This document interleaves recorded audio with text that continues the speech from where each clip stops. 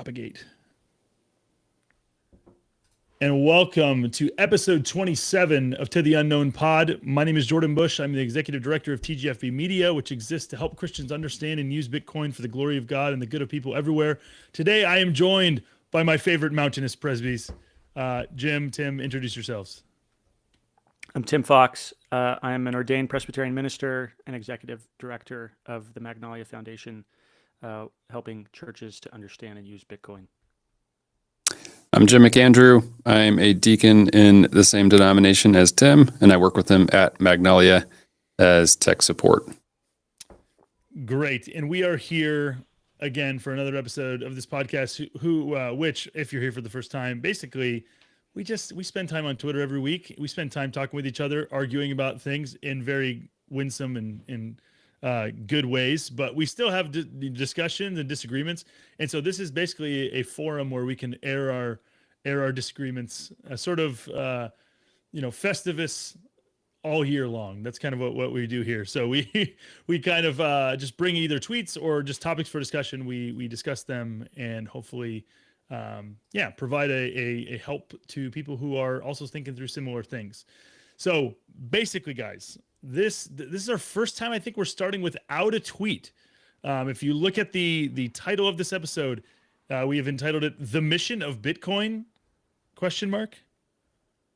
We were in a group chat with a bunch of other Christian Bitcoin guys, and one of them asked Dan, shout out to Dan, asked about, can we talk about Bitcoin as having a mission?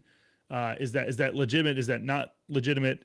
And as we were discussing it, we kind of came up with, we realized that this is not an isolated conversation, because right now on the internet, on Twitter and other places for the last 4 or 5 months, and even longer than that initially, there's been ongoing discussion in the Bitcoin world about op return and spam and all these things, and how they should or should not have anything to do with Bitcoin and the purpose of Bitcoin, why it exists and why it was created. So we thought we would do an episode today primarily focused on that. Jim, I'll let you kind of make the case against the idea that Bitcoin has a mission. Why would you say it does not have a mission? Okay.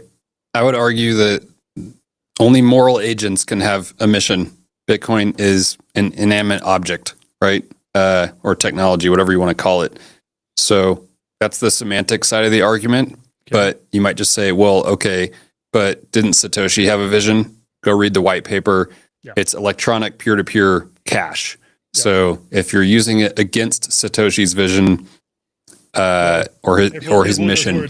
Careful with those words. Not Satoshi's vision. If you're using it against Satoshi's stated mission for what this thing isn't just Satoshi's mission the same as Bitcoin's mission? I don't know. I mean, if somebody discovered fire or invented the wheel because they wanted to use the wheel for something, and then somebody used the wheel for something else, does it really matter who invented or discovered it? Those are good questions. Tim, any thoughts there? Yeah, I mean, I think it's a bit of a non sequitur, because it's like, well, yeah, it's a thing. Things don't consciously choose or purpose things, but things do have purposes. So it kind of goes to how you define mission. So if you go with Aristotle's 4 causes, what the 4 whys, why does something exist? Like, well, it depends what you mean by why.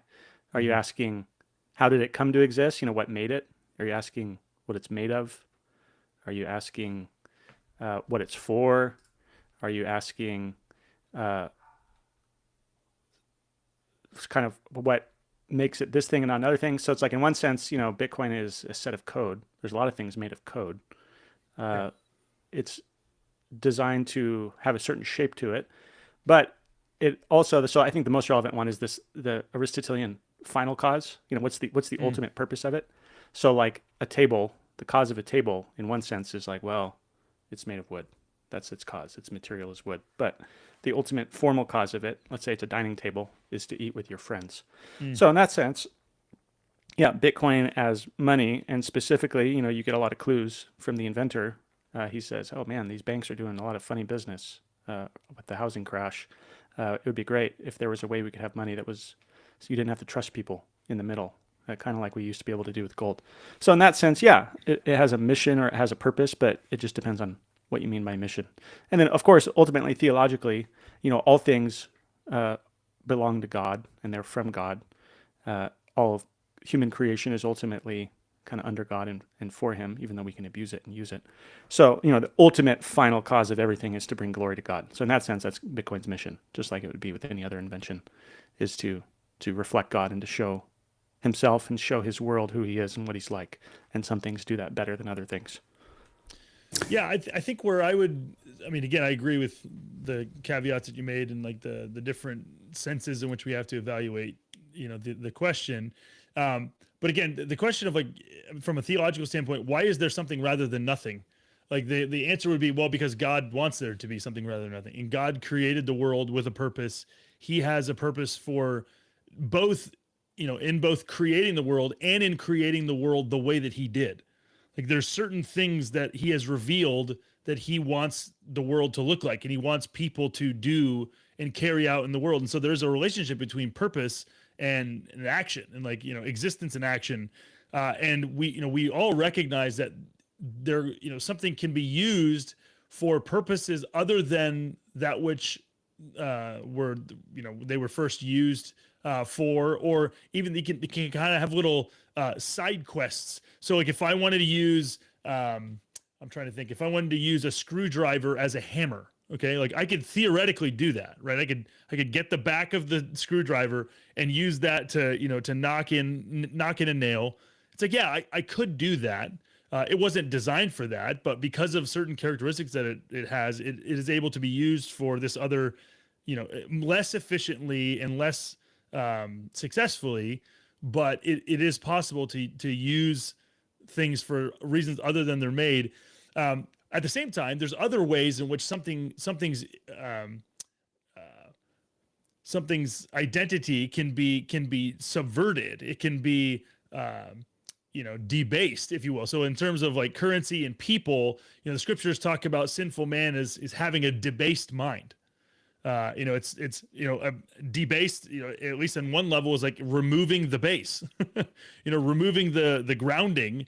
And so you can, whether it's talking about people or, you could talk about this in terms of like the mission of a foundation or a school. Like you can have mission drift in all of these things. And I think you can have mission drift in certain tools as well, depending on what they are. Like Bitcoin and software more broadly isn't the same type of tool as a hammer or something along those lines, or a saw or something, because there is more of the person put into it.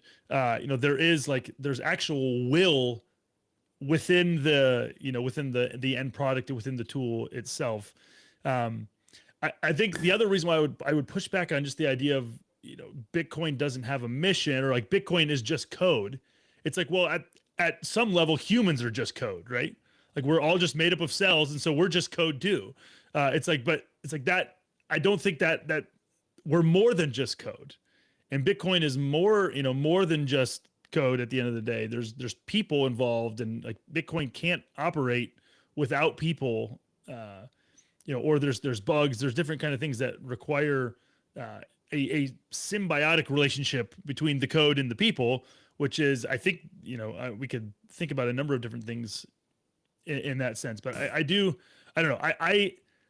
The other reason why is if you want to go subscribe to another podcast that we do, it's Thank God for Nostr. We've done a ton. We've read a lot of books about the relationship between technology and humans and technology. How should we think about technology? And one of the things that we've found in a lot of different books, there's a book called A Web of Our Own Making.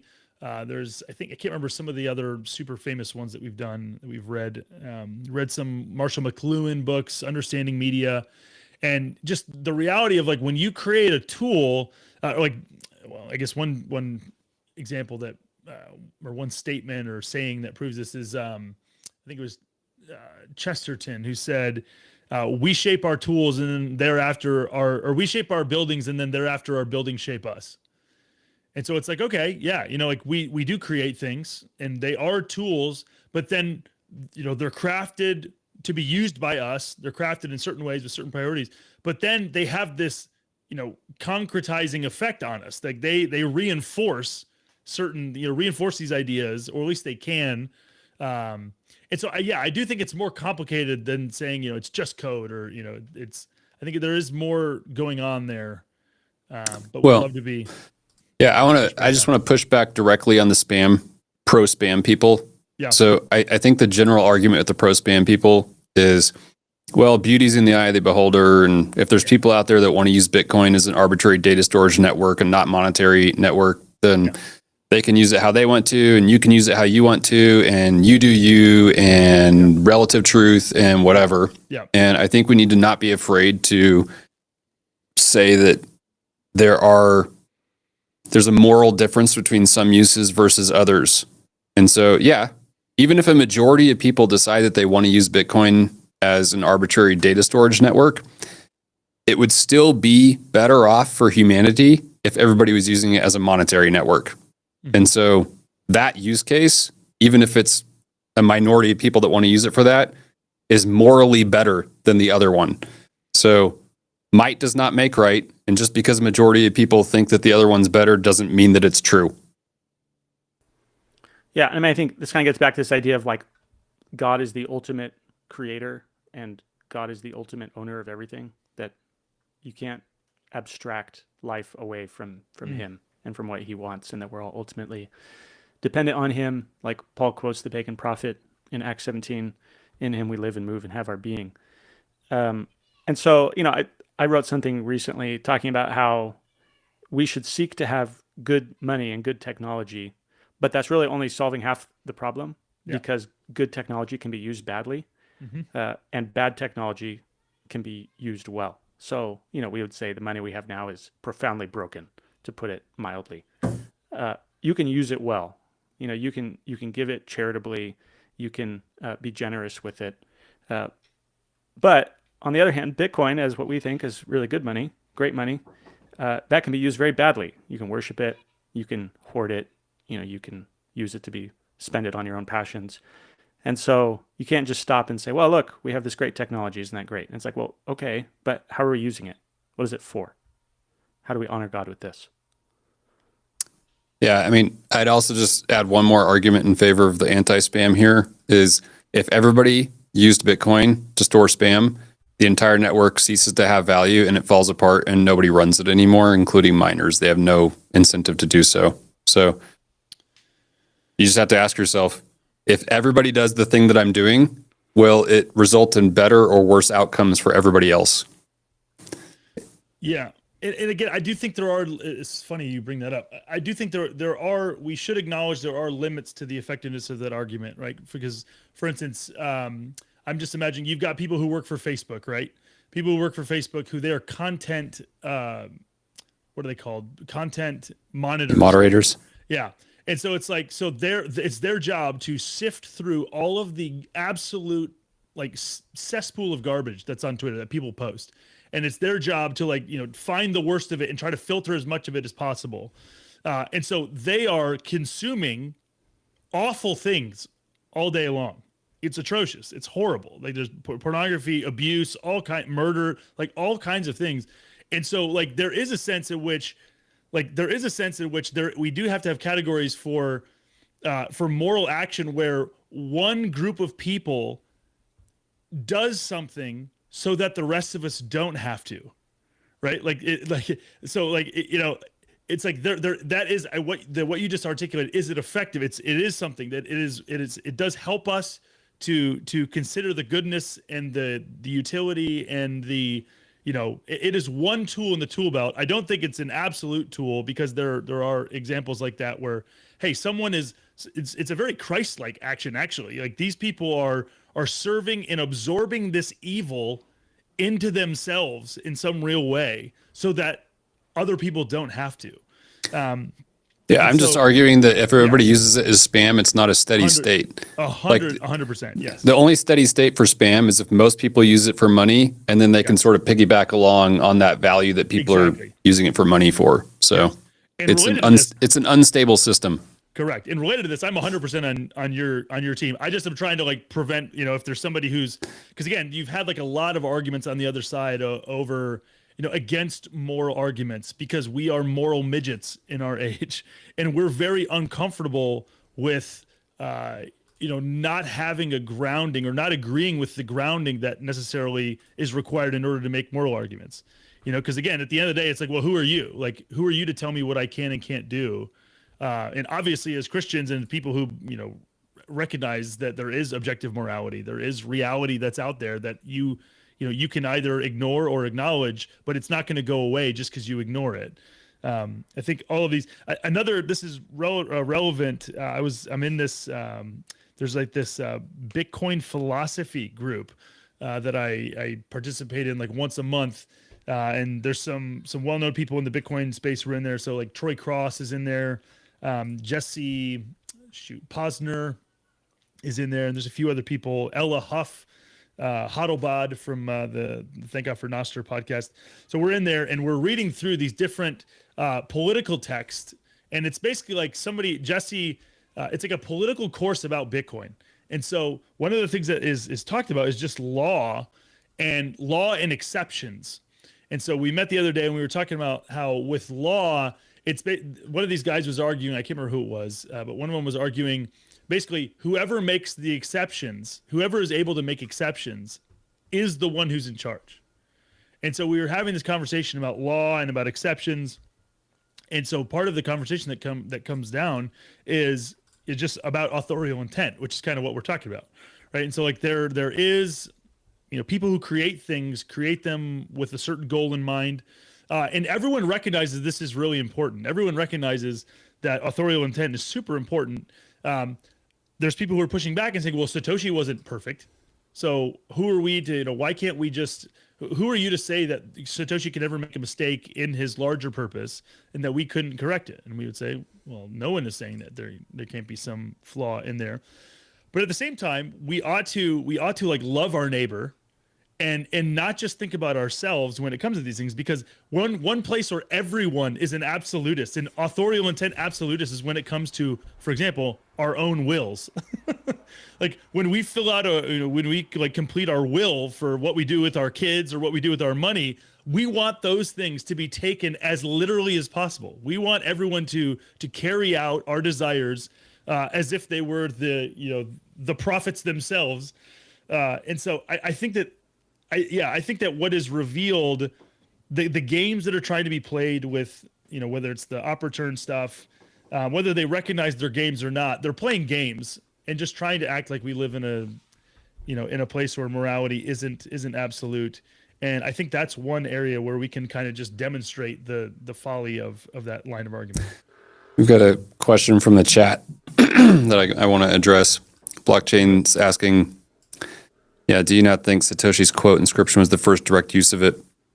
So the quote inscription, are you talking, Jordan? You're muted.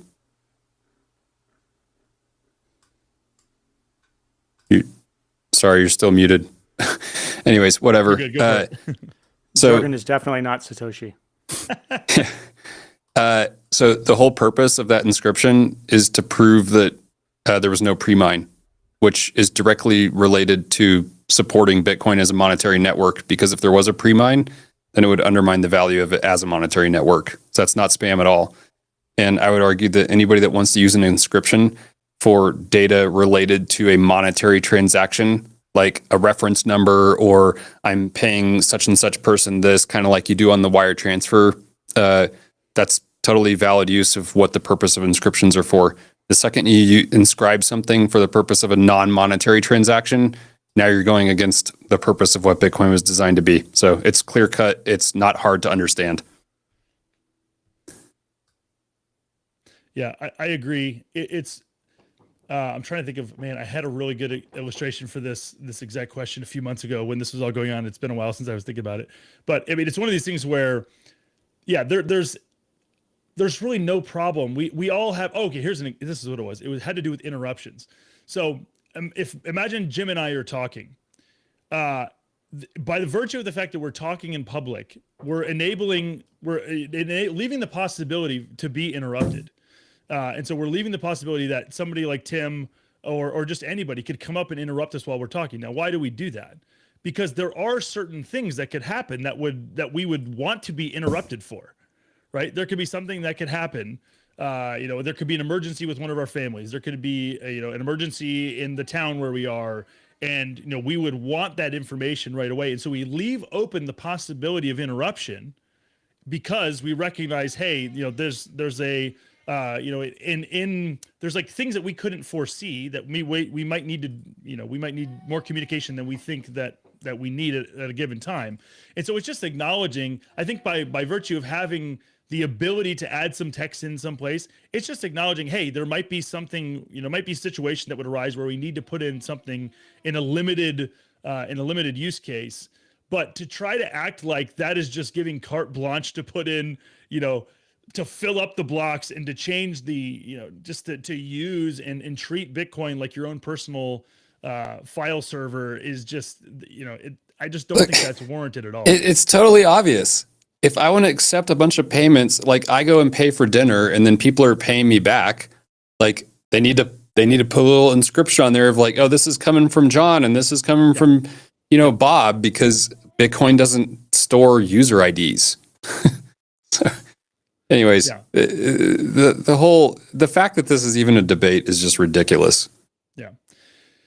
Yeah, it is a whole it is a whole ball of wax. I do think again it demonstrates a weakness in our culture where we're just not comfortable with making moral arguments. We're not comfortable. We're just things that would have been looked at as second nature and obvious, like you're articulating, just aren't as obvious anymore. And we could talk about 100 things in that regard. And so, and again, these things do have real consequences. If you, like the transgenderism, that's one example. I mean, there's 100 things that we could talk about that were super obvious for all of human history until like 5 minutes ago. I'm sure there's plenty of idiots that want to go do graffiti on Notre Dame. Everybody knows it's stupid. So, Tim, you want to add anything else on that? No, just I have a bit of an off the wall point. Those are the best kind. Let's go. The purpose of Bitcoin or the purpose of money or the mission of money or whatever. Jim and I have been going back and looking at the Holzman chapter on the ethics of money production on kind of the moral effects of inflation. And he makes this point a couple times where he basically says, the real bummer with inflation is that everyone has to obsess over money all the time. And you have to think about money all the time. And kind of the implied point is that the point of money, or at least the point of good money, is to kind of be invisible and to kind of not matter. And I don't know, I guess it's kind of like glasses. If we're not talking about fashion, it's like you shouldn't notice your glasses. They're just there to help you see better. And if you can see your glasses, something's wrong. They're very dirty. So I don't know. In some ways, it's like, what's the point of money? Well, the point of money is to kind of be forgotten, to go on and live for things that are ultimately more important. This is why it's so bad to make money the most important thing, because it's not supposed to be. Whether you're doing it consciously or because you're forced to, because you have to constantly be thinking about investments. The mission of it is to not matter in a lot of ways. All right, I got to throw this in. That cues up my Dr. Dolittle quote. So, let's go. Homeschool this morning. James is reading Dr. Dolittle. I'm making sure he's reading correctly. He's learning how to read. Dr. Dolittle says, "Money is a nuisance," he used to say. "We'd all be much better off if it had never been invented. What does money matter so long as we are happy?" Right. So Dr. Doolittle's irritated because he's got all these animals and he can't afford to feed them. And his sister just quit being his housekeeper and she's going to go get married or whatever. So now all the animals are like pitching in and taking care of the house. And he's just irritated that he even has to be thinking about money at all because he's busy about his work, Yeah. Yeah. I do think, that the point of like money, the point of money is to enable to facilitate loving transactions between neighbors. Like that's kind of, you could describe it in that way. It's very similar to language, and we've seen similar types of inefficient and against the initial reason why language exists with like the pronoun phenomenon. and like all of these. So basically the pronoun thing is like, hey, I'm going to turn language from something that is designed to facilitate efficient conversation through a society. I'm now going to turn it and make you be all of you out there are going to be my slaves. You're going to have to communicate with me on my own terms. And so it's just completely debasing the reason that language exists in large part. And so again, I think we're seeing, I hope what this brings out is all of these same problems just express themselves in different ways. Like we're all trying to reckon with the same problems, and they're going to manifest themselves because that's how beliefs are. The beliefs that we have will find ways to get out, and it's gonna be costly in terms of time, in terms of effort, in terms of a whole bunch of things when we have to reconcile with non-true beliefs. It's gonna be a bummer for us. Shall we move on? I think we shall. Jim, go for it. Someone. What are we doing? We doing Max Kaiser? We doing real estate market imploding? Yeah, let's do real estate market first. Here we go. Let's see. I'm pulling it up right now. Oh my. Can you guys hear that? No. I have a brother. My brother's calling me right now in the middle of the pod. What are we doing here? Maybe he has a really heavy duty question. Yeah. Just tell him to post it in the chat. We'll answer it on the. All right, here we go. Darth Powell. Rent payment is reality. Home payments always mean revert to equivalent rents. So here we go. Let's pull up this chart fully. Jim, explain to us what we're looking at here. So there's a graph, and it's got two lines on it. The red line is the cost to rent. I guess this is for like the median cost rent or something in the United States. In the 2006 housing bubble, it was $1,000 a month, and the mortgage payment was $1,500, so like 50% higher. And then it crashed down in the 2008 great financial crisis to below the cost of rent. So what did it go down to? Around $750. Yeah, where the cost of rent was still $1,200.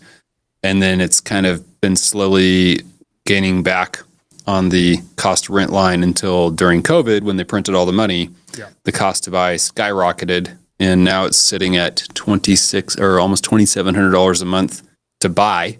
So this is like your mortgage, interest, principal, everything. And the cost of rent, well, it did also go up during COVID. It went from $1,600 up to about $1,800 a month. So the cost to buy is almost twice as much as the cost to rent at this point. So the question is, how can this be sustainable? And every other time that it's been like this in the past, it seems like it's had a drastic correction in terms of the cost of buying a house. So I personally live this every single day. The cost to buy my place is twice as much as the cost of rent. And there's not really much of a relief. I mean, even if they lower the interest rates, that will temporarily bring the cost to buy closer to the cost to rent line, but then that will cause a bunch of money printing to occur, which will then drive the prices of houses up, which will then make the cost to buy go back up. So there's not really a long-term solution for this other than real estate being demonetized. So I don't know. What's y'all's take? Yeah, I am. Maybe. Maybe? Do you think there's a different solution? I don't know. I've become more and more skeptical of the charts and the lines and look, this is going to happen. It's like, I don't know, maybe. It goes back to 1970. That's not that long ago. Yeah. I wasn't arguing that it's going to be demonetized. I'm just saying the only solution that I can see is for it to be demonetized. So I'm definitely on team demonetize real estate. But there's a lot of people. The thing is, the rent price represents the utility value. So I can't really understand how there's any any value in the rent that is other than the utility value? I mean, is any part of the rent non-utility value for the real estate? I mean, unless you're, yeah. I mean, I can't think of one. I mean, if you wanted to rent, I mean, I don't know. It depends what you mean by utility, I guess. It's like people rent empty houses all the time. Well, right. So the question is like, why do you rent real estate? You rent it to be in a certain area and to have a roof over your head and to use it, right? Yeah. You're not going to rent a house as like a, investment or something. Well, even if you were going to rent a house and let it sit empty, presumably you're renting it for some reason because you want to like claim residency there and get some sort of tax write-off, or you're going to use it for 2 weeks out of the year during Christmas and you want to go skiing and you just don't care if you throw there's some utility that you're getting use out of it. You're not paying rent to take advantage of the appreciation in the price. Yeah. Which is what the monetary premium is and the cost to buy. So I don't know. I guess I just feel like we've got a pretty clear indicator, unlike most other aspects of the economy or most other assets or commodities. Like we've got a pretty clear indicator of like what the actual utility value is versus what the additional monetary premium is. Yeah. Yeah. It is interesting to think about. I mean, it's one thing to think about, again, with Bitcoin in this context of, because there's people who are like, oh, Bitcoin's going to reap the benefit of the demonetization of real estate. It's another thing to think about the possibility that Bitcoin could cause, it could be the cause of, I wouldn't say the whole causal course, but like a causal force for some of this. I mean, you've already seen guys like Grant Cardone and some of these other real estate people. I can't remember who else. I've seen other names, but they're starting to like publicly, sell off real estate or take out. I think it's been like take out equity from your properties or whatever, and then buy Bitcoin with that. So yeah, it is interesting. Like what effect would that have at scale, Jim? Yeah, I mean, obviously if you're selling real estate, it's downward pressure. I'm not even necessarily arguing the blue line. So the blue line is the cost to buy in this graph if you're just listening, but I'm not arguing that the blue line is ever even going to go back below the red line. And if you look at all the way back on this chart, I mean, it only goes back to 1970, but the blue line is above the red line from like 1978 until the great financial crisis. So yeah. You're talking like 40 years of it costs more to buy than to rent. And so like, I'm not calling for some big crash. I'm just pointing out that, especially as Bitcoiners, it's really, really, really hard to get motivated to want to buy real estate. Yeah. Yeah. It is interesting to think about how, as things get closer and as like currencies get closer to collapsing, these things speed up. So you've got, what's the double top here? I guess it did kind of technically there. So it's like, what is that? In 90, there was like a double top. The 90 to 2006, how many years is that? 16.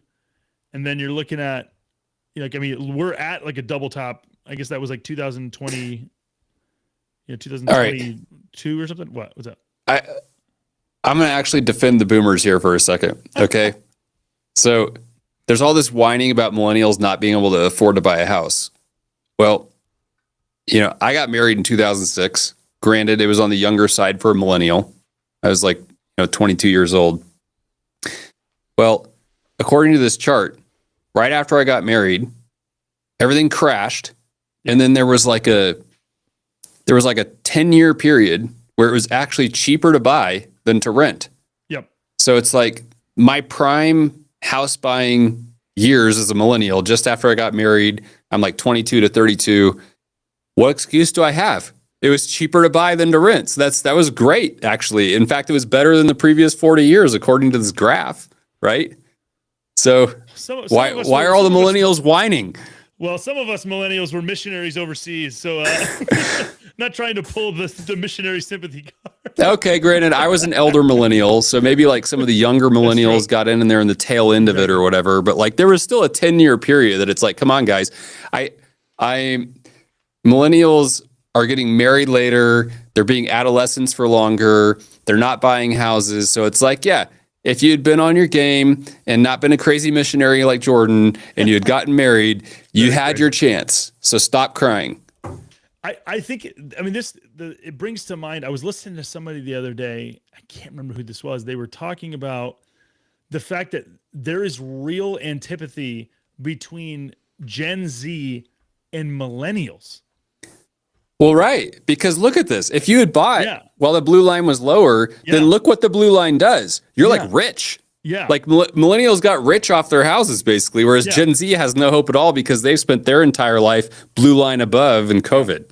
So some of it was that. Obviously, some of it's that. Some of it was like somebody pointed out, like, well, Gen Z, every generation hates their parents. So, like, you know, like that. Again, that's obviously an exaggeration, but yeah. I mean, well, but really Gen Z's parents are Gen X, right? Yeah, or sure, yeah, Gen X or Boomers, yeah. But like, yeah, it is one of these things. You're just like looking at this. You're like, I mean, you did have a great opportunity. Now, again, not for a lot of people who are, you know, more millennials my age, you know, maybe you're getting a job, you get married, you know, you're just kind of coming into where you can afford a house, and you know, so maybe there could be some room there for, you know, people. But I mean, even they missed the opportunity. They were farting around. They were taking gap years, and they weren't getting married, and they were swiping right on Tinder. Jim is coming hard at the millennials. I did not see this coming. I'm pointing at you, millennial. there's our thumbnail for this episode. Jim just big finger pointed. I can say that because I'm a millennial. Let's see here. Let's look at the Kobayashi. We need to figure out how to pronounce this guy's name. Hopefully we will at some point, but it is not this day. The Kobayashi letter, piggybacking off of this, price cuts are likely coming to the housing market. Excuse me. The number of new single-family homes for sale jumped to 511,000 in June, the highest since October 2007. Since the 2020 low, the number of new homes on the market has risen by 230,000. Or 82%, excluding the 2006 financial bubble, which peaked at 572,000. We're not far away. This is the largest supply of new homes in history. Meanwhile, new single-family homes in the South have risen to a record 312,000. This is far above the 291,000 seen in 2006, just a year before the housing market crash began. With supply near record highs, price cuts seem unavoidable. Here is a bigger view of this chart. So, yeah, 511,000 here, second only to the great financial crisis. So, Jim, tell us what's going on here. I love the hopium of price cuts, but I don't know. Preston Pish just gave a take on Natalie Brunell a couple days ago. That's just like house prices are going to rip. They're going to lower the rates and they're going to rip. And so, as much as I want real estate to be demonetized, and I'm sure when you price the real estate in Bitcoin, it's going to zero, but most people don't price real estate in Bitcoin, so they're going to rip, and it's painful. It's painful to watch. What's the mechanism for just for people who are, I have my own ideas, but people who are listening who maybe aren't as keyed in, what is the mechanism for the housing market ripping? Lower interest rates, period. Yep. That's it. Like the only thing people care about is the monthlies. So as long as I can afford the monthlies, I'll pay you whatever you want because my wife wants a house. Wow. Speaking, hitting close to home there, Jim. I mean, theoretically, one's wife wants a house. Yeah, it is just rough. Yeah, I do. I'm like thinking about this. I'm like, yeah, the monthlies would be nice. So I mean, what's the largest mortgage right now? It's like 40. What? What's the longest mortgage right now? It's like 40 years mortgage. Yeah. Is it 30? I guess probably. And most of them are 30. 30. Okay. Yeah, I feel like I've heard discussion of 40. If they're not already in existence. I mean, yeah. Gosh, man, I don't know, that is Tim, just wild. Do you go short Bitcoin, long real estate? What do you do? Borrow against your Bitcoin? I don't know. He doesn't know. Here. Well, no free ads, but let's. I'll show you one option. I had a conversation and a call with Joe Consorti the other day. Let's see, where is it here? Oh yeah, there we go. Joe Consorti, friend of the program. Need to get him on here. He basically works for this company called Horizon that basically allows you to transform your home equity into Bitcoin. Just basically, do this. It's really interesting. There's no monthly payments you pay like at the very end of the term, which I think is like 10 years or something like that. Go check that out. Look into it more. But yeah, I do feel like if there's different answers here. If you're a Bitcoiner, this is going to have one set of potential answers. If you're just a normal or a non-Bitcoiner, then yeah, it's a lot more bleak. But yeah, I mean, it is just bonkers to think about. You think about how much the world has changed in 40 years. If you're gonna, if this is gonna become a thing to try to cope with runaway real estate prices, if we're gonna move to 40-year mortgages as the norm, like what was going on 40 years ago, Jim? Yeah, I was actually just thinking about this. I was talking with Ashley the other day, and I was like trying to figure out how much of my Bitcoin would I want to part with for a house, and like when would I want to do it, because it's like every year that goes by it gets cheaper and cheaper price in Bitcoin, right? Yeah. And then also the idea that Jimmy like brought up at the TGFB conference a couple years ago, where it's like borrowing money is you're contributing to the inflation, right? Yeah. And it's like at some level, I think it is like a good goal to eventually be able to just pay cash for your house, even if it's Bitcoin, right? Yeah. But I don't know. For some reason, when it's like, if it's like 30% of your Bitcoin or 70% of your Bitcoin, it feels like really hard to like pay cash in Bitcoin for the house versus like, yeah, if it's like 1 or 2% of your Bitcoin, you could just pay cash for the house. Like that feels okay. I don't know. Do you think that's like equivocating? Do you think there's any difference? Do you think you should always just pay cash for your house if you can afford it? Like just liquidate as much Bitcoin as you possibly could and not take a loan? This is the Bitcoin equivalent of the infamous line from St. Augustine, "Oh Lord, make me chaste, but not yet." Yeah. Oh Lord, please remove fiat currency, remove monetary debasement, but not yet. Yeah, I do. It is so hard. I can only speak to I've said this before on the podcast. It's just like one of these things where I just don't want to do it. It's like, could I make an argument for, yes, we are all men of unclean lips. We live among people of unclean lips. This is really the only way to do this. But I just really don't want to. You don't want to pay cash for a house? No, the opposite. I have no problem. I mean, just people who have, through ignorance of these things or whatever, or just like, again, looking at bigger picture realities, like, hey, I want to, do these things, be able to do these things. And so they're like, all right, listen, I'm going to take out a mortgage. Yes, it's technically debasing everyone. Yes, that's not good, but it's like, so the people who've made that decision, I think it's deficient at the same time, like morally deficient. And yet at the same time, it's like how much can you really just fight against these things? I go back and forth.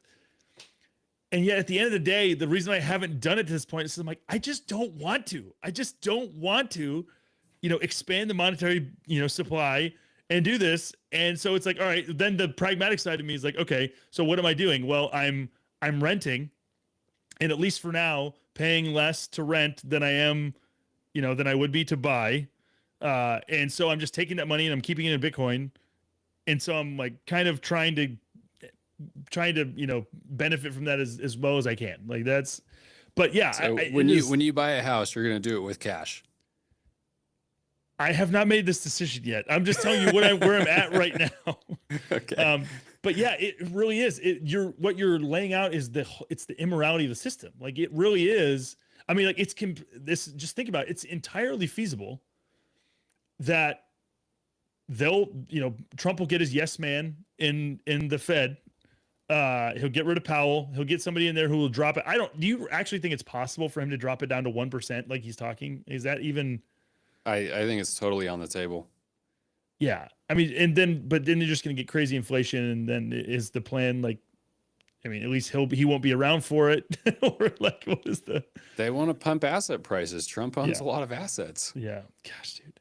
So yeah, it's totally conceivable that we could get runaway, double home prices again, and then then I really am screwed. Like I'm set back from being able to buy. Except that your Bitcoin's 10x. Sure, but it's like it's 10xing over what time period? The same time period as real estate going 2x. Yeah. Okay. So the real estate became 5 times cheaper for you. Yeah. Yeah. Exactly. So again, that's the But godliness. you still with, have to give up your Bitcoin at the end of the day. That's the godliness with contentment is great gain side of things. Where again, I do think I am grateful for Bitcoin. One of the reasons why I'm grateful for Bitcoin is because it does, or at least to this point, it has allowed you to not have to play the devil's game and still win at the end. Yeah. I don't think that's the reason why we do it, but I'm just grateful for something that does, at least to this point, it has enabled that.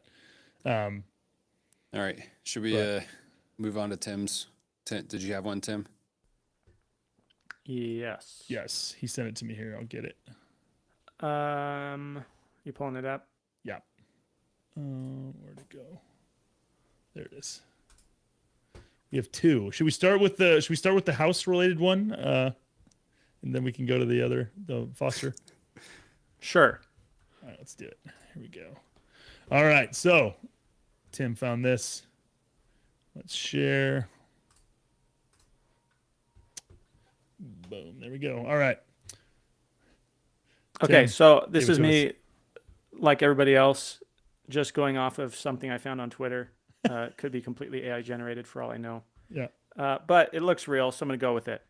Apparently, this is from a catalog, kind of like what Sears catalogs used to be, where you could, people used to be able to like order a house and you pay in a catalog, in a Sears catalog. A lot of these craftsman homes around America were these, house by mail things where you get the kit and you build your house, and they're relatively simple. Apparently, they used to have the same kind of thing for building a church. And this is from 1882. If you turn to the next page, Yep. it's a bunch of church plans. Here's a church you can have. I mean, it's probably not the nicest building in the world, but it seats like 200 people. And 1882, the cost is between $6,000 and $10,000 to build this church building to seat 200 people. When I was pastoring a church in Austin, we bought a building, and then we did a building campaign to renovate it because it was in terrible shape. And we were trying to do very minor renovations to it. And it was just absurdly expensive and getting more and more and more expensive just to do pretty small things.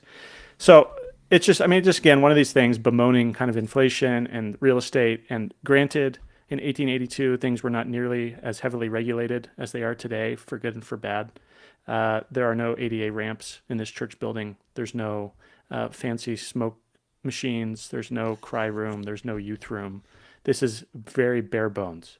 But as you can see, it's a nice, simple, beautiful church building that seats a couple hundred people. I ran it through an inflation calculator online. I said, hey, $8,000 in 1882, what is that worth today? It comes out to about $250,000. I mean, if you could build a church building today for $250,000 to seat 200 people that looks like that, it doesn't look like a dumpy warehouse. It's like, that's amazing. What year is it, Jim? Or what year is it, Tim? 1882. Okay, 1882. So I don't know, just one of these kind of little things about how much has changed, under the monetary system we're under, and how much this affects churches and ministries, how hard it is to build things, and even simple but beautiful things. Yeah, I'm trying to.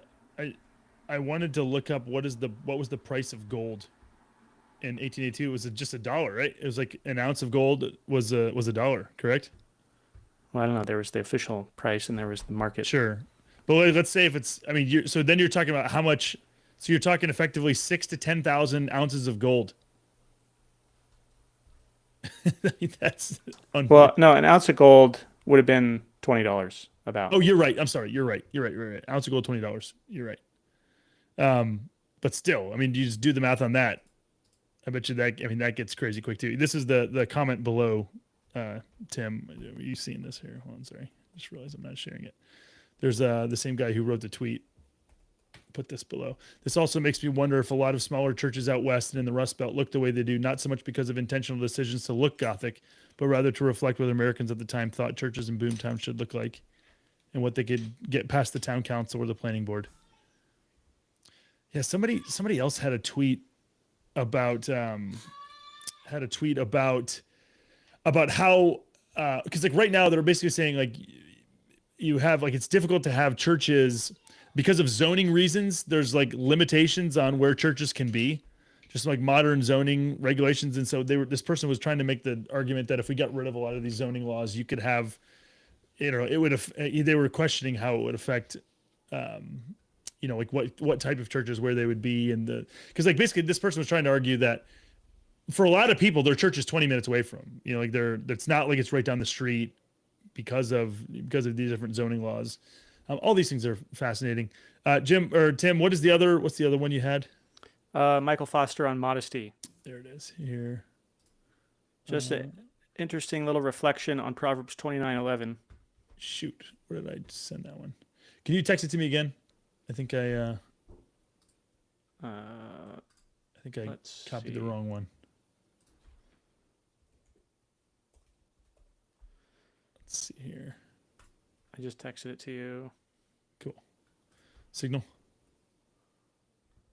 Boom. There we go. All right. Here we go. This is from Michael Foster, who's a pastor in Ohio. He also works for Maddox, which is a power generation company. They create like on-site power generation for a whole bunch of businesses, including Amazon, Tesla, and not least of all, Bitcoin mining companies. So let's take a look at what Michael has to say. Michael also spoke at the Thank God for Bitcoin conference in Nashville a couple years ago. I'm trying to see about getting him back for this coming year. Here we go. Just introduce this for us, Tim, and then, yeah. Proverbs 29:11, a fool gives full vent to his spirit, but a wise man quietly holds it back.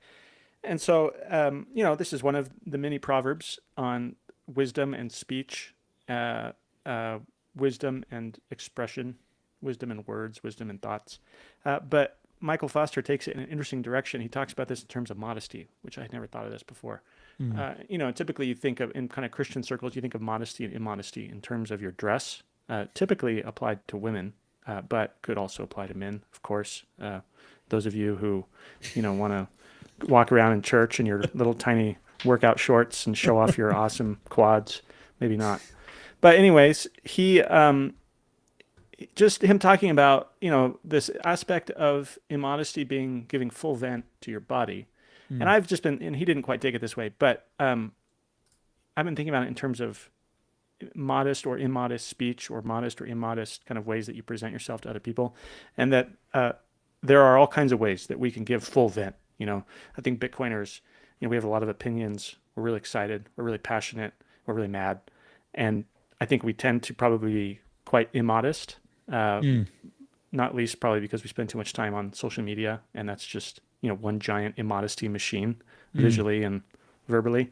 So I don't know, I've just been thinking about this and thinking about how do you be wise with things that you could be angry about and should be angry about, or things that are wrong or things that are broken, but when and how is it wise to not say anything or not do anything, or just keep it to yourself, even if you could. This is one of the $1 million questions of wisdom and leadership. Is just because you can doesn't mean you should. And knowing what battles to fight, what hills to die on. So I don't know. I think probably for most of us, again, is cowardice a danger? Of course, there's plenty of cowards, and there are plenty of scaredy cats. But for many of us, especially if you've been around Bitcoin for a while and you're all pumped up and jacked up and angry, and everyone else around you is an idiot and they don't get it, you probably need to think long and hard about keeping things to yourself a little more and being a little more quiet and a little more modest. So anyways, could also apply too to finance and how you spend your money, how you use your money. There's kind of that Bitcoin joke, when Bitcoin hits 1 million, there'll be signs, and people post crazy, silly things about what they're going to do when Bitcoin goes to 1 million. And it's like, okay, even if you could do that, should you? Yeah. This whole principle that Jesus talks about, not letting your right hand know what your left hand is doing, and giving in secret and praying in secret, these kinds of things apply just as much to us today. Maybe we should bring up Max's latest immodest post. Yeah, speaking of with someone who struggles with modesty, let's I mean, see. we love Max, but yes, of course. sometimes he crosses the line. Yeah, we're both in his physical dress. Max is renowned for his short shorts. Let's That do doesn't this here. particularly cause me any problem. Yeah. Thank you, Jim. Before we share this, yeah, I think that one of the things is it's interesting, right? Because the reason why we wear clothes is because we have shame, right? It's we have shame, and God gave us clothing to cover our shame, and like the desire to just remove that clothing, right, and just like to glory in our shame, to use a scriptural description or a verse that kind of talks about this temptation for us is, yeah, I think that's a super appropriate thing to bring up, especially, again, we are men of unclean lips living among a arguably one of the least modest generations that's ever existed. Here we are. Here's Max. Had this to say. Let's click on the original tweet first here. So Michelle, semi-friend of the program, I talked with her a couple times. As cool as it's been to have Luke and Adam, so they've been arguing about the op return and all this kind of stuff, spam. As cool as it's been to have Luke and Adam back arguing my own comments, my stance has evolved. Ossify, trust no one. Ossify basically means just don't make any more changes to Bitcoin. Effectively just let it become frozen. No more changes because there's so many untrustworthy actors. You never know why somebody's doing something, and so even if something looks legitimate, and it looks totally okay, like with the most recent update to Bitcoin, everyone thought was like, hey, it went through. People were kind of surprised by how fast it went through and how not very controversial it was once things came down to it, and then it ended up with this bug that allows more spam, that allows all these kind of things, and so people are super skeptical. And so Michelle posts that, and then Max goes hard in the blasphemous paint and says, Bitcoin is God's second attempt to save humanity after we killed his son. We might blow it this time too, sadly. Ironically, even if humans go extinct, Bitcoin will keep going. Tim, I'm going to let you, as the pastor, I'm going to let you take that one. Max, go to church, brother.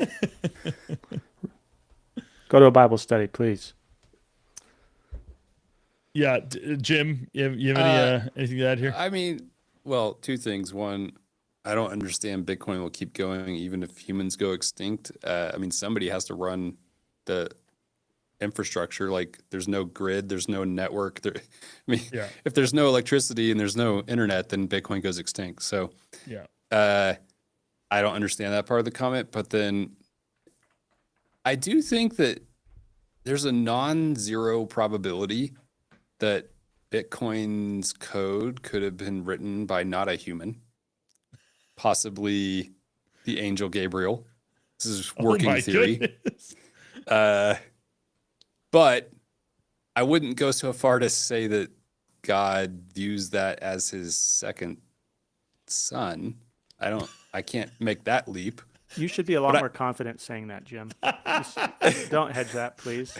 Okay. No hedging on that one. But can we at least all agree there's a non-zero probability that could have been written by not a human? I don't know where Gabriel came from. I just want to know where the confidence to put a name came from.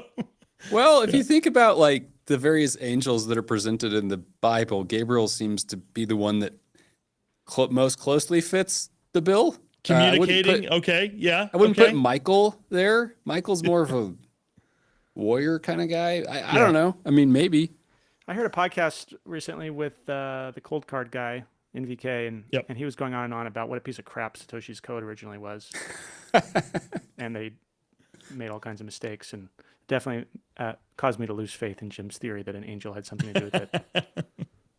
I mean, I'm a fairly accomplished software developer, and I've read the code, and it looks pretty otherworldly to me. But maybe I'm just lucky. Maybe I'm an idiot. But you've looked at the original code, what it looked like originally, or you've looked at it now that they've had everyone and their mom go through and clean it up? Oh yeah. I've looked at the original source. Okay. Yeah. Yeah, I feel like, again, to bring up a repeated metaphor here, I feel like the mosquito in the nudist colony. There's a bunch of things we could bring up. I do think, again, I do think there is something. I like the instinct. Okay, as somebody who's more Theopolitan, who appreciates the oh gosh, what's the like Tim? What am I talking about? The uh not metaphors, but like in the typology, Allegorical. someone who likes the typological reading, and sees the validity in those. I like where he's trying to go here. The problem is that I would have, and I guess there is a sense, if we're not going to be pedantic, there is a sense in which humanity did kill God's son, and we we did blow it, okay, but like that was before the foundation of the world. God had a plan. It went right Yeah, along. that was according to also the plan. plan. Yeah. I mean, Exactly. we also he's half right. Bitcoin could fail and likely will fail eventually. Yeah. In the grand scheme of history, Yeah. just like all human endeavors do. But on the other hand, no, humanity did not ultimately blow it with Jesus, because Jesus is humanity. Jesus is the Yeah. ultimate human family. Jesus Yep. came back from the dead. That's the whole point. Yes. If all that happened is what Max said, that Jesus died, he got killed, yeah, then it all was a big flop. And we of all God ruined people it. are the But most to be pitied. he leaves out a very small detail. Jesus rose from the dead, Yeah. as the new humanity. So, Also, Yeah, if we hadn't killed Jesus, how would we be saved? Yeah. Yeah. And so again, these are great points. But again, yeah, I think this does illustrate. I was thinking about this today too. Something else. I was thinking about a decision that we have to make, and was just like sitting there. I wasn't worrying, but I was starting to think about, like, okay, how am I going to do this? And then it just like hit me, like, hey, like the Lord knows. And I was like, oh yeah, he does. Like, I don't need to freak out. I just need to just trust right now. Just trust and like cast my cares on him, and he knows what we need. And so, but just the reality that, like, God already knows. And so if you have that confidence, again, I think I've told people all the time, like, listen, Bitcoin could fail. And if Bitcoin fails, I'm not going to sit there and be twiddling my thumbs, like freaking out, because God's done more with less. And so, but with that said, I hope that Bitcoin doesn't fail, because it enables a whole bunch of really good kingdom advancing stuff on a whole host of levels. It is, yeah. I just do think we see all throughout Scripture, God allows things to get really dark, and then He rescues us. And so, whether that's happening with Bitcoin or without Bitcoin, we can still trust God and just know, we should put our trust in God ultimately, and you just go to Him and just ask Him to continue to provide for our needs. I like that Max is thinking about Jesus. I do. Let's go. Sign me up. So we are coming up here, just crossed the hour mark. We want to honor our folks' time here. So, Tim, Jim, anything else you guys want to add before we sign off? I'd give a word of encouragement to the millennials and Gen Z. The Lord knows you need a house. So, Yeah. it may be renting for a while, and that's okay.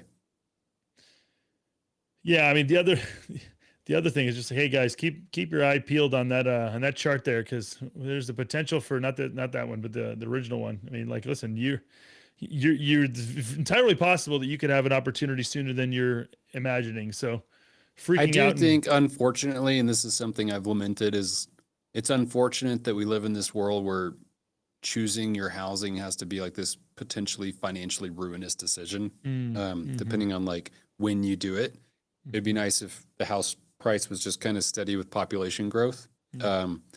So I think there are triggers, like Jerome Powell gets out of office or whatever, and there's a new guy, sheriff in town, they lower the rates or whatever. You might want to be pretty quick to act, because those are inflection points. And if you don't get on the train, you can get left behind. So you might want to just be paying attention now and preparing yourself, whatever that means, whenever your lease is going to end, or you're saving up money for a down payment or whatever, you don't want to get caught off guard.